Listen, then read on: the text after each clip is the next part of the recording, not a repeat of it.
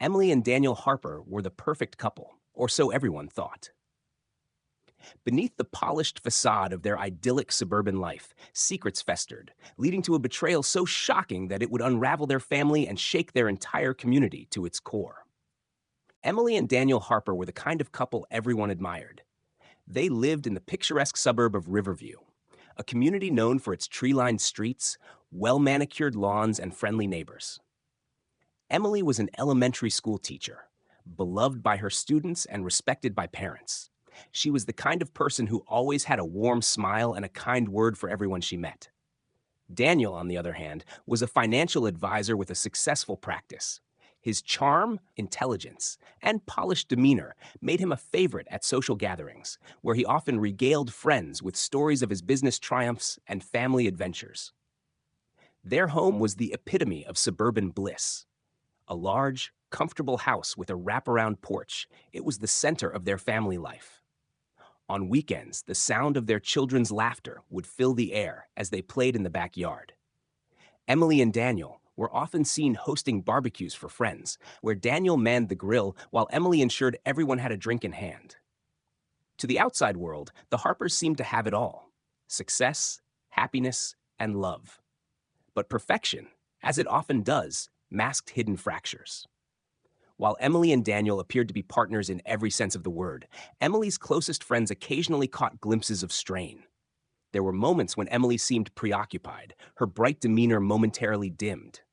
When asked, she would attribute her mood to the pressures of teaching or the challenges of raising two young children.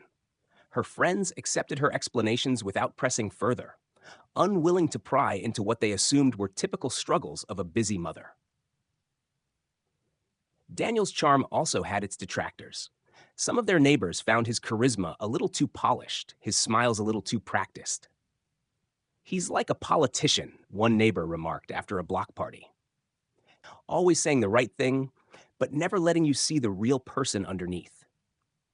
Others dismissed such observations as envy. After all, wasn't it natural to be suspicious of someone who seemed to have it all?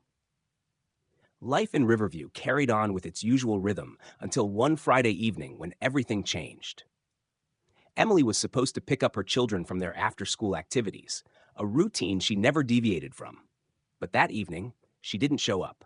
Teachers waited, thinking she might have been delayed, but as the minutes turned into hours, concern began to grow. When calls to Emily's phone went unanswered, the school contacted Daniel. Daniel's response seemed calm but distracted. He assured them that Emily had likely been held up and promised to pick up the children himself. He arrived at the school about an hour later, offering apologies and brushing off concerns with a reassuring smile. But as the evening wore on, Emily remained unreachable. Daniel called friends and family, hoping someone had seen her or heard from her, but no one had. By morning, Emily's absence was undeniable, and a missing person report was filed with the Riverview Police Department. The news of Emily's disappearance spread quickly, sending shockwaves through the close-knit community. Neighbors gathered on the Harpers' front lawn, offering support and asking if there was anything they could do. Daniel stood on the porch, visibly shaken, thanking everyone for their kindness and urging them to pray for Emily's safe return. What no one could have known in that moment was that the Harper family's seemingly perfect life was about to unravel in ways no one could have imagined. Behind the facade of success and happiness lay secrets that would turn Riverview's admiration for Daniel into suspicion, then horror. The cracks in their perfect image were about to be exposed, revealing a story of deception, betrayal, and tragedy that no one could have foreseen. The morning after Emily Harper's disappearance, Riverview woke to the unsettling news that the beloved schoolteacher was missing. Flyers with her smiling face quickly appeared on street corners, in shop windows, and at local coffee houses. Volunteers organized search parties, combing through nearby parks, trails, and neighborhoods. The sight of so many people coming together for Emily underscored just how cherished she was by her community. At first, Daniel Harper seemed like the picture of a grieving and worried husband. He gave emotional interviews to local news stations, pleading for any information about Emily's whereabouts. He spoke about her kindness, her love for their children, and how much they all missed her. "Emily is the heart of our family," he said, his voice trembling. We just want her home. Despite Daniel's public appeals, investigators began to notice inconsistencies in his account of the hours leading up to Emily's disappearance. Daniel claimed he had spent the evening at home working on a project for a client. However, surveillance footage from a gas station placed him miles away from the house around the time Emily was last seen. When asked about this discrepancy, Daniel said he had stepped out briefly to get gas and a snack. His calm demeanor and seemingly reasonable explanation initially satisfied investigators, but they decided to dig deeper. As the days stretched into weeks, the investigation into Emily's disappearance took on a darker tone. Friends and family members were interviewed, and a picture began to emerge of a marriage that was far from perfect. Emily had confided to her sister that she suspected Daniel was hiding something from her. She mentioned finding unexplained charges on their credit card statements and noticing Daniel spending more time away from home. Still, Emily had hoped to work through whatever was causing the rift in their relationship. Police obtained a warrant to search the Harper residence, hoping to uncover clues that might explain Emily's sudden disappearance.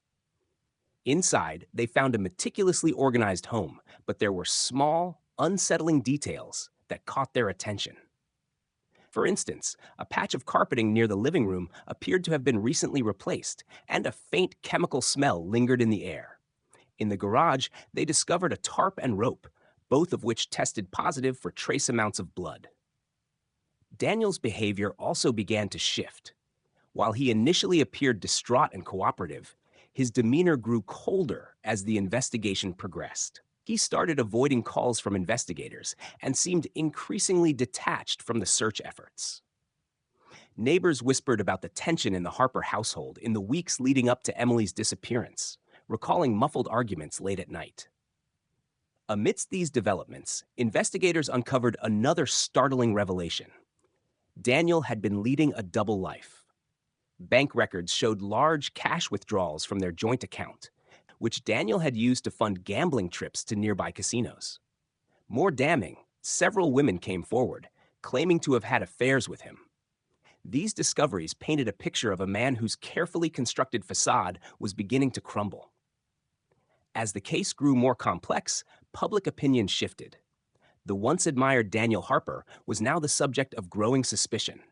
While no direct evidence linked him to Emily's disappearance, the mounting circumstantial evidence made it increasingly difficult to view him as the grieving husband he portrayed himself to be.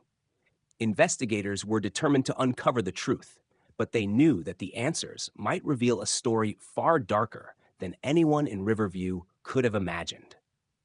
Nearly a month after Emily Harper's disappearance, hope was fading in Riverview. The community continued to hold candlelight vigils and prayer meetings, but the search efforts had slowed. Many began to fear that Emily would never be found, and whispers of foul play dominated conversations. Then, a hiker in a dense wooded area 20 miles outside of town made a chilling discovery. Buried beneath a thin layer of soil and leaves was a shallow grave. Authorities were called to the scene, and soon the horrifying confirmation came. The remains belonged to Emily Harper. The news of Emily's discovery shook Riverview to its core. Vigils turned into memorials, and the focus of the investigation shifted from a missing person case to a homicide. The autopsy revealed that Emily had died from blunt force trauma to the head. She had been struck multiple times, and the injuries were consistent with an object like a hammer or a heavy tool. Her body showed no signs of a struggle, suggesting that she may have been attacked by someone she trusted. As investigators pieced together the circumstances surrounding Emily's death, all signs pointed back to her husband, Daniel Harper. He had been a person of interest from the beginning, and the discovery of Emily's body only intensified the scrutiny on him. A forensic analysis of Daniel's car revealed soil and plant material consistent with the area where Emily was buried. Additionally, GPS data from his car placed him near the site on the night Emily disappeared, directly contradicting his earlier statements. But the most damning evidence came from Daniel's own devices. Investigators had seized his laptop and found an encrypted folder containing journal entries, financial records, and incriminating searches. The entries painted a disturbing picture of a man unraveling under the weight of his secrets. Daniel had written about his growing resentment toward Emily, whom he blamed for his financial troubles and the pressures of maintaining their perfect family image. He also detailed his desperation to escape his mounting debts, which included credit card bills, gambling losses, and overdue payments on their home. Adding to the evidence were financial documents showing that Daniel had recently taken out a $500,000 life insurance policy on Emily, naming himself as the sole beneficiary. The policy had been purchased just 2 months before her disappearance, raising questions about his motives. Investigators theorized that Daniel had killed Emily in a premeditated act to solve his financial problems and start fresh. The public reaction to these revelations was one of shock and outrage. How could a man who seemed so devoted to his family commit such a heinous act? Friends and neighbors struggled to reconcile the image of the charming, successful Daniel they knew with the cold, calculating killer described in the evidence. The case became a media sensation, with reporters camped outside the Harper home and daily headlines dissecting every new development. As the investigation deepened, Daniel's once pristine image continued to deteriorate. Witnesses came forward with accounts of his erratic behavior, including a confrontation with a casino employee over unpaid debts, and a suspicious visit to a hardware store where he purchased rope, duct tape, and cleaning supplies shortly before Emily's disappearance. For investigators, the pieces of the puzzle were falling into place, but the most difficult task still lay ahead, proving beyond a shadow of a doubt that Daniel Harper had murdered his wife. The walls were closing in on Daniel, and Riverview braced itself for the shocking truth that was about to emerge. The trial of Daniel Harper became one of the most closely followed cases in Riverview's history. The courtroom was packed with journalists, community members, and Emily's grieving family, all seeking answers and justice. The prosecution presented a damning case, piecing together the mountain of evidence that painted Daniel as a cold and calculating murderer. Prosecutors began by establishing motive. They argued that Daniel's financial troubles were the driving force behind his actions. His gambling debts had spiraled out of control, and he was on the brink of losing everything: his business, his home, and his carefully curated reputation. The $500,000 life insurance policy he had taken out on Emily just 2 months before her death was presented as the centerpiece of his plan. Prosecutors contended that Daniel viewed Emily not as his wife, but as a means to solve his financial woes. The forensic evidence was equally damning. Soil samples found in the trunk of Daniel's car matched the area where Emily's body was buried. GPS data showed his car near the wooded site on the night she disappeared, contradicting his alibi. Investigators also found tiny traces of blood on a tarp in the garage, later confirmed to be Emily's. A search of Daniel's internet history revealed searches for how to dispose of a body and undetectable poisons, chilling indicators of premeditation. The prosecution's narrative portrayed Daniel as a man who had lived a double life for years, hiding his indiscretions and financial misdeeds behind a mask of charm and success. Witnesses, including Daniel's former mistresses and casino employees, testified to his erratic behavior and mounting desperation. One woman described how Daniel had confided in her about feeling trapped in his marriage and wishing he could start over. Throughout the trial, Daniel maintained his innocence. His defense team argued that the evidence was circumstantial and could not definitively prove that he had killed Emily. They suggested that someone else, perhaps one of Daniel's disgruntled business associates or even a stranger, could have been responsible for her death. They pointed out that there were no eyewitnesses to the crime and no direct evidence tying Daniel to the act itself.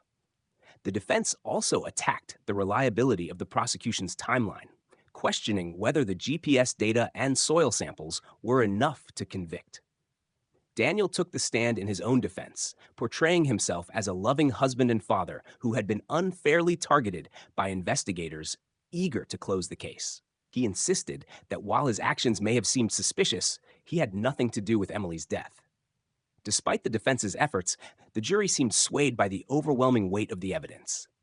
The prosecution's closing arguments left a lasting impression, reminding jurors of Emily's life cut short and the undeniable trail of evidence leading back to Daniel. After 5 days of deliberation, the jury returned with a verdict: guilty of first-degree murder. As the sentence was read, the courtroom fell silent. Daniel Harper, once a pillar of the community, was now a convicted murderer facing life in prison without the possibility of parole. Emily's family wept with a mixture of relief and sorrow, knowing that justice had been served, but that it could never bring Emily back. The trial had revealed not just the crime, but the depths of betrayal and deceit that had led to it. Riverview would never look at Daniel Harper, or the concept of a perfect life, the same way again. In the weeks following the trial, the town of Riverview struggled to come to terms with the tragedy that had unfolded. The community, once captivated by the Harper family's seemingly perfect life, now reeled from the revelations of betrayal and violence. Emily Harper, a devoted mother, beloved teacher, and cherished friend, was gone, and the man she had trusted most had been revealed as her killer. Emily's family worked tirelessly to preserve her memory. They established the Emily Harper Foundation, dedicated to supporting victims of domestic violence and raising awareness about the hidden dangers within relationships that might appear idyllic from the outside.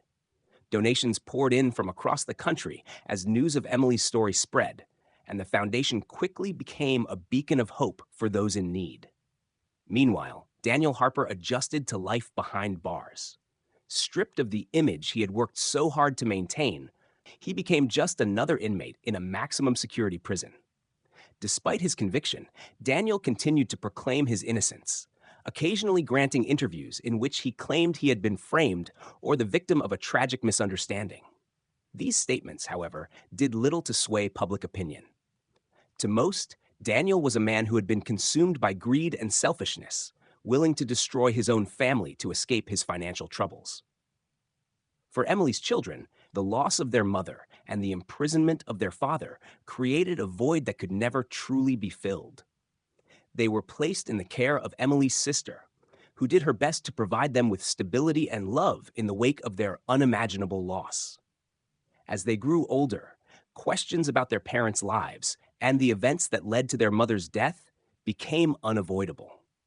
Emily's sister worked to balance honesty with compassion, ensuring the children knew the truth while shielding them from unnecessary pain. In Riverview, the Harper case became a cautionary tale, a grim reminder of how appearances can be deceiving. Friends and neighbors reflected on their interactions with the Harpers, haunted by thoughts of what they might have missed. Could they have seen the warning signs earlier? Could they have intervened in some way? These questions lingered, though they would never have definitive answers. The investigation into Emily's death also left some unanswered questions. While the evidence against Daniel was overwhelming, the lack of direct witnesses and certain gaps in the timeline left room for speculation. Some wondered if Daniel might have had help, or if there were aspects of the case that had been overlooked. These lingering doubts occasionally fueled conspiracy theories and online discussions, but they did little to change the official narrative. Years later, Emily's story remained a poignant reminder of the fragility of trust and the devastating consequences of unchecked deceit. Her foundation continued to thrive, providing resources and support for those in crisis and working to prevent similar tragedies. For those who knew her, Emily's legacy was one of kindness, resilience, and the enduring impact of a life lived with love and compassion. Riverview eventually moved on, but the memory of the Harper case lingered in the town's collective consciousness. It served as a sobering lesson about the darkness that can hide behind closed doors and the importance of speaking out, even when it feels impossible. For those who followed the case, Emily Harper's story was not just a tale of betrayal and tragedy, but also a call to remain vigilant and to cherish the relationships that truly matter.